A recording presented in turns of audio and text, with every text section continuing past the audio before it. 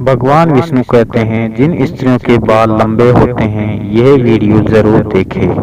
दोस्तों, एक समय की बात है जब माता लक्ष्मी और भगवान विष्णु क्षीर सागर में शेषनाग की सैया पर विश्राम कर रहे होते हैं।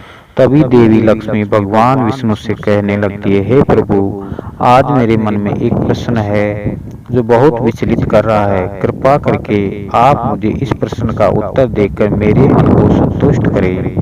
फिर भगवान विष्णु कहते हैं, हे देवी, तुम अपने प्रश्न को निसंकोच होकर पूछो, मैं अवश्य ही तुम्हारे प्रश्न का निवारण करूंगा। तब माता लक्ष्मी कहती है, स्त्री के शरीर का वह कौन सा अंग है जिससे उसके सौभाग्य जुड़ा होता है? कृपया मुझे स्त्रियों के शरीर के शुभ लक्षणों के विषय में विस्तार से बताइए। फिर भगवान श्री हरि विष्णु मुस्कुराते हुए कहते हैं, हे देवी, आज तुमने बहुत ही महत्वपूर्ण प्रश्न किया है। इस संसार में एक स्त्री का महत्व सबसे बढ़कर होता है, जिसे अलग अलग अवस्थाओं में स्त्री अपना कर्तव्य निभाती है। कन्या के रूप में वह पिता के घर में सौभाग्य लेकर आती है, एक पत्नी के रूप में अपने ससुराल में सौभाग्य लेकर जाती है, और एक माता के रूप में अपनी संतान को सौभाग्य प्रदान करती है। किंतु वह पत्नी के रूप में ही अपना सर्वश्रेष्ठ कर्तव्य निभाती है। दोस्तों, फिर भगवान विष्णु कहते हैं, एक स्त्री के शरीर के अंगों से ही उसके आचरण और सौभाग्य का पता चलता है। ऐसे शुभ अंगों वाली स्त्री अपने पिता, पति तथा पुत्र के लिए बहुत ही भाग्यशाली होती है। फिर भगवान विष्णु कहते हैं, हे देवी, आज तुमने जो प्रश्न किए हैं उन्हीं सभी प्रश्नों का उत्तर देने से पूर्व मैं तुम्हें एक महान कथा सुनाता हूँ। इसलिए आप इस कथा को ध्यान से पूरा जरूर सुनना, क्योंकि जो भी मनुष्य इस महान कथा का श्रवण करता है उसके समस्त पापों और दरिद्रता का नाश होता है। फिर देवी लक्ष्मी कहती है, हे प्रभु, आप मुझे उस महान कथा को अवश्य सुनाइए, मैं इस कथा को ध्यान पूर्वक सुनूंगी।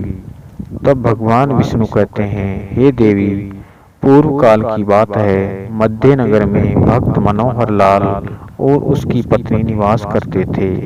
उनके घरों में उन दोनों के अलावा अन्य कोई नहीं था। दोनों ही परम दयालु और श्रद्धालु थे। उनकी प्रकृति अत्यंत उदार थी और वे दोनों परम संतोषी और भगवान भक्त थे। मनोहर लाल प्रतिदिन गांव से भिक्षा मांग कर लाते थे और उनकी पत्नी भोजन बनाती थी। यदि उनके द्वार पर कोई अतिथि आता तो वे उसकी सेवा करते थे और उसे भोजन कराने के बाद ही स्वयं भोजन करते थे। यदि कोई अतिथि नहीं आता तो वे पशु पक्षियों को उनका भाग देकर भगवान का नाम लेकर बड़े प्रेम से भोजन का आनंद लेते थे। उनके मन में किसी भी प्रकार का द्वेष और अहंकार नहीं था। उन्हें भिक्षा में जो कुछ भी मिल जाता उससे वे संतुष्ट रहते थे, अधिक की कामना भी नहीं करते। यदि उन्हें भिक्षा भी नहीं मिलती तो भगवान का धन्यवाद करते हुए शांति से जल पीकर सो जाते थे। उनके पास असंतोष और अशांति भटक भी नहीं पाती थी। उनके अंदर भगवान के प्रति दृढ़ विश्वास और श्रद्धा थी, इसलिए उन्होंने कभी अपनी गरीब परिस्थिति के लिए भगवान को नहीं कोसा और कभी दोषी नहीं ठहराया। फिर एक दिन मनोहर लाल भिक्षा मांगने के लिए घर से निकलते हैं और द्वार द्वार भटकने पर भी उन्हें किसी ने भिक्षा नहीं दी। उस दिन उन्हें अन्न का एक दाना भी नहीं मिला। इससे निराश होकर मनोहर लाल अपने घर लौट आए और अपनी पत्नी से कहने लगे, हे प्रिय, आज तो भिक्षा में अन्न का एक दाना भी नहीं मिला है। लगता है आज भूखा ही सोना पड़ेगा। शायद प्रभु की यही इच्छा है। फिर कुछ समय बाद ही उनके द्वार पर एक अतिथि आ जाता है और द्वार पर खड़ा होकर कहता है, घर में कौन है भैया? मैं अतिथि हूँ और अत्यंत भूखा हूँ, मुझे खाने के लिए कुछ दो। मैं तुम्हारे द्वार पर बड़ी आशा लेकर आया हूँ। फिर मनोहर लाल ने देखा कि द्वार पर एक अत्यंत वृद्ध बूढ़ा व्यक्ति खड़ा है जो बहुत कमजोर और भूखा दिखाई पड़ रहा है। उसे देखकर मनोहर लाल ने प्रणाम किया और कहा कि हे स्वामी, पधारिए, इस गरीब के घर में आपका स्वागत है। इस दास के लिए क्या गया है? फिर उस बूढ़े साधु ने कहा, हे विप्र, मैंने सुना है कि तुम अतिथि का बड़े आदर के साथ स्वागत करते हो और उन्हें भोजन प्रदान करते हो, और तुम्हारे द्वार से कोई भी प्राणी लौट कर नहीं जाता, इसलिए मैं तुम्हारे द्वार पर आया हूँ। तुम भगवान विष्णु के बड़े भक्त हो, इसलिए मुझे विश्वास है कि तुम मुझे खाने के लिए कुछ ना कुछ अवश्य दोगे, जिससे मेरी भूख मिट जाएगी। मैं भूख से अत्यंत व्याकुल हो रहा हूँ। कई दिनों से मैंने भोजन नहीं किया। मेरे अंदर अब चलने फिरने की भी शक्ति नहीं है। यदि मुझे अन्न नहीं मिला तो मैं तुम्हारे द्वार पर ही प्राण त्याग दूंगा। इस तरह उस बूढ़े साधु के वचन सुनकर मनोहर लाल को बहुत दुख हुआ। फिर मनोहर लाल ने उस बूढ़े साधु को सहारा देते हुए घर के अंदर बुलाया और अपनी पत्नी से कहा, हे प्रिय, घर पर अतिथि आए हैं, उनके लिए भोजन का प्रबंध करना होगा। ये सुनते ही मनोहर लाल की पत्नी ने कहा, हे स्वामी, घर में मिट्टी की फूटी हुई हांडी के अलावा कुछ नहीं है। घर में अन्न का एक दाना भी नहीं है। हमें तो भूखा रहते हुए 2 दिन बीत गए हैं। अब इस अतिथि को हम क्या खिलाएं? आज भी आप भिक्षा में कुछ भी नहीं लाए। हमें कुछ समझ नहीं आ रहा है कि हमारे घर आए अतिथि के लिए भोजन का प्रबंध कैसे होगा। फिर मनोहर लाल कहने लगे, हे प्रिय, ये बूढ़े साधु अत्यंत भूखे हैं, चलने में असमर्थ हैं। ये सौभाग्य से हमारे घर पधारे हैं। यदि हम अपने घर पर आए अतिथि की सेवा नहीं करेंगे तो हमें महापाप लगेगा। अतिथि को हम घर से भूखा नहीं भेज सकते। फिर मनोहर लाल की पत्नी मन ही मन भगवान से प्रार्थना करते हुए कहने लगी, हे गोविंद, इतनी कठोर परीक्षा क्यों ले रहे हैं? मुझे कुछ समझ नहीं आ रहा है कि इस अतिथि के लिए भोजन का प्रबंध कैसे करूं।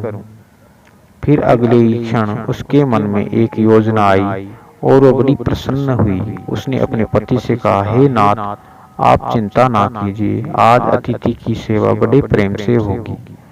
आप पड़ोस से कैंची लेकर आइए।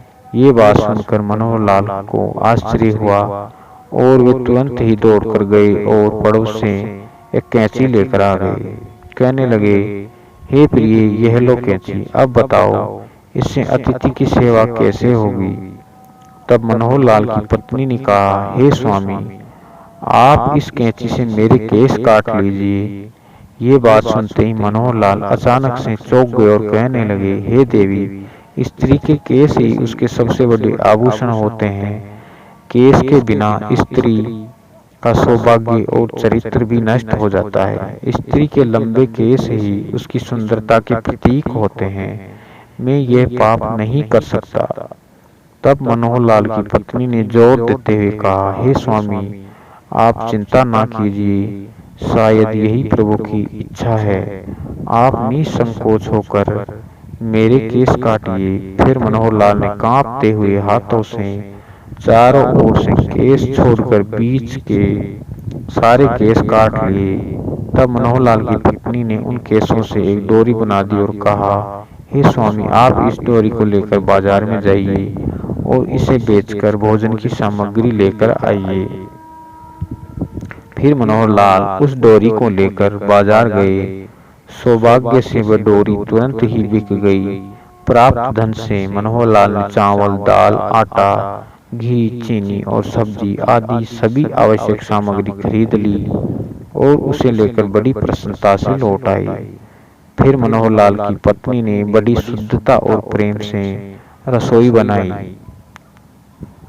उन्होंने घर आए उस बूढ़े अतिथि को आसन पर बड़े आदर और प्रेम के साथ बिठाया। उस साधु को बूढ़ा समझकर मनोहर लाल की पत्नी ने उसे थोड़ा ही भोजन परोसा, किंतु वह साधु तो बड़ा ही विचित्र था। जब उस साधु ने भोजन करना शुरू किया तो कुछ ही क्षणों में उसने परोसे हुए भोजन को खाकर समाप्त कर दिया। सती ने फिर से थोड़ा भोजन परोस दिया। थोड़ा थोड़ा करते हुए उस साधु ने मनोहर लाल की पत्नी द्वारा बनाई हुई सारी रसोई खाली कर दी। फिर उस अतिथि साधु ने अपने पेट पर हाथ रखते कहा, तुम दोनों की सेवा से मैं बहुत प्रसन्न हुआ। आज अनेक दिनों बाद मुझे इतना भोजन प्राप्त हुआ है। तुम्हारे बारे में जो कुछ भी सुना है वह सत्य ही है। आज मेरी तृप्ति हुई है, किंतु मेरा शरीर बहुत बूढ़ा हो गया है। आज मेरे लिए चलना संभव नहीं है, इसलिए मैं आज के दिन आपके घर पर ही विश्राम करता हूँ। फिर साधु के ये कहने पर मनोहर लाल ने कहा, जो आज्ञा महाराज, आप विश्राम कीजिए, मैं शाम के भोजन का प्रबंध कर दूंगा। इतना कहकर मनोहर लाल अपनी पत्नी के पास गए और उससे कहने लगे, हे प्रिय, हमारे अतिथि को चलने की शक्ति नहीं है, इसलिए वे आज हमारे घर पर ही विश्राम करेंगे। किंतु अब संध्या के भोजन का क्या होगा? संध्या को भोजन हम कहाँ से बनाएंगे? ये सुनते ही मनोहर लाल की पत्नी ने कहा, हे स्वामी, चिंता की क्या बात है, मेरे केस अभी भी बाकी हैं। आप फिर से मेरे केस बेचकर सामग्री ले आए। तब फिर से कैंची चली, जिससे सती के केस टूटे और उससे रस्सी बनी। फिर मनोहर लाल ने उस रस्सी को लेकर बाजार में गया। सौभाग्य से वह भी बिक गए और उसे धन से भोजन सामग्री खरीद ली और घर लौटकर आ गया। फिर मनोहर लाल की पत्नी ने शाम का भोजन बनाया और उन्होंने अतिथि को आदर से बिठाकर भोजन परोसा। अतिथि ने थोड़ा थोड़ा करते करते एक एक चावल छांट कर लिया और देखते ही देखते सारा भोजन खा लिया। फिर वह बूढ़ा अतिथि कहने लगा, अरे भाई, आज बहुत थक गया हूँ, रात के लिए यहीं पर सो जाता हूँ, सुबह उठकर चला जाऊंगा। ये सुनकर मनोहर लाल ने कहा, ठीक है महाराज, जैसी आपकी इच्छा, आप आज हमारे घर पर ही विश्राम कीजिए। फिर वह बूढ़ा अतिथि मनोहर लाल के घर पर ही विश्राम करने लगा और मनोहर लाल और उनकी पत्नी दोनों ही उस बूढ़े अतिथि की सेवा करने लगे और उसके चरण दबाने लगे। चरण दबाते दबाते रात बीतने लगी और वह अतिथि भी सो गए। वे बड़े ही विलक्षण साधु थे। असलियत में तो वे 3 लोगों के स्वामी भगवान विष्णु ही थे, किंतु उन्हें मनोहर लाल के घर पर पत्तों के बिस्तर पर सोकर अपार शांति और सुख की अनुभूति हो रही थी। साक्षात भगवान विष्णु ही वृद्ध का वेश धारण करके मनोहर लाल के घर पर विश्राम कर रहे थे। उन साधु महात्मा को सोता हुआ देखकर मनोहर लाल धीमी आवाज में अपनी पत्नी से कहने लगे, हे प्रिय, बाबा बहुत बूढ़े हैं, इनका शरीर बहुत ही कमजोर है, शायद कल सवेरे भी इनसे चला नहीं जाएगा। कल मैं सुबह जल्दी उठकर भिक्षा मांगने के लिए चला जाता हूँ और हम साधु बाबा को भोजन खिलाकर उनकी सेवा करेंगे। आंखें बंद किए उन साधु बाबा ने मनोहर लाल की ये बात सुन ली और उन दोनों पति पत्नी का प्रेम देखकर संपूर्ण विश्व का पालन करने वाले भगवान विष्णु की आंखें भर आई। श्री हरि तो भक्त वत्सल है, वे जो भी लीला रचते हैं उसमें उनके भक्तों का ही कल्याण होता है। पैर दबाते दबाते वे दोनों ही पति पत्नी साधु बाबा के चरणों के पास ही सो गए। फिर साधु बाबा ने मनोहर लाल की पत्नी के सिर पर हाथ फेर दिया, जिससे उसके सिर पर काले घने और लंबे बाल उभर आए। फिर मनोहर लाल के शरीर पर हाथ फेर दिया, जिससे मनोहर लाल स्वस्थ व अत्यंत पवित्र हो गए। भगवान ने मनोहर लाल की झोंपड़ी में दृष्टि घुमाई तो वह उसी क्षण एक विशालकाय महल में बदल गई और उस महल में अनंत रत्न, स्वर्ण, माणिक, मोती एकत्रित हो गए।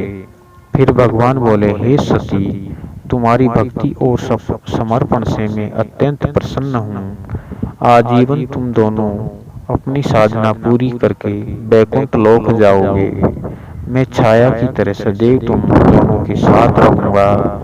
इतना कहकर भगवान विष्णु उस स्थान से अंतर्ध्यान हो गए।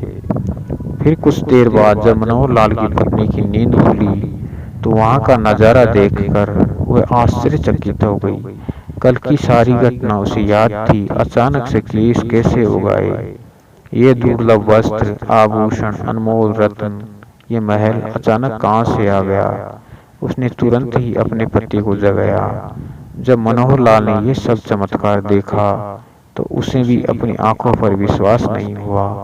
वे दोनों ही एक दूसरे की ओर देखकर सोच में पड़ गए। फिर मनोहर लाल ने अपनी पत्नी से कहा, हे प्रिय, कल हमारे घर पर आए हुए वह बूढ़े साधु कहाँ गए। इस तरह दोनों सोचते सोचते उन साधु महात्मा को चारों ओर देखने लगे, लेकिन वे उन्हें कहीं भी दिखाई नहीं पड़े।